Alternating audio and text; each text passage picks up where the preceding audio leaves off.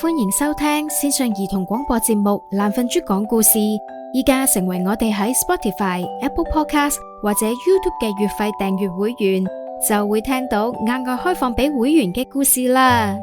今日要講嘅故仔係《守護馬桶國》，作者阿粒。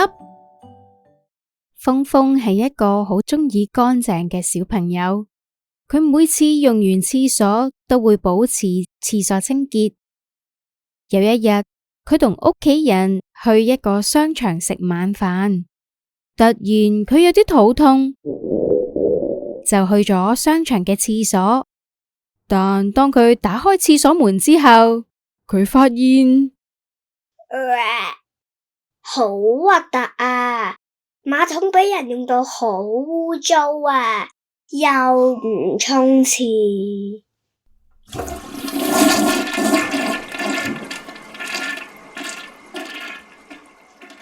大家守住啊！咩聲啊？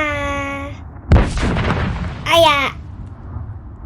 弊啦！我哋嘅炮彈射錯目標，各位士兵睇清楚目標啊！唔好俾佢走啦啊！哎呀！廁所突然傳嚟唔同嘅炮火同打鬥聲，全個廁所好似進入咗一場戰爭咁啊！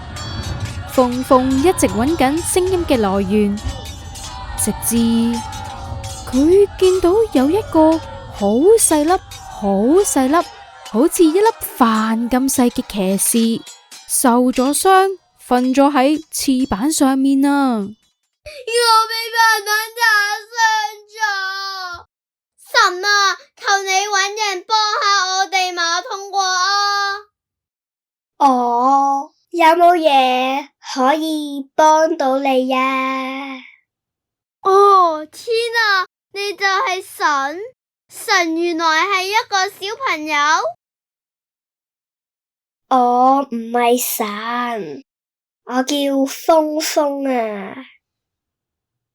峰峰，你可唔可以幫下我哋馬桶國啊？我係馬桶國嘅騎士，我哋俾污糟鬼攻擊啊！到處好多污漬又臭，好多士兵因為臭味而中毒啊！峰峰點點頭，然後騎士帶住佢由馬桶嘅旋轉水圈衝咗入馬桶國。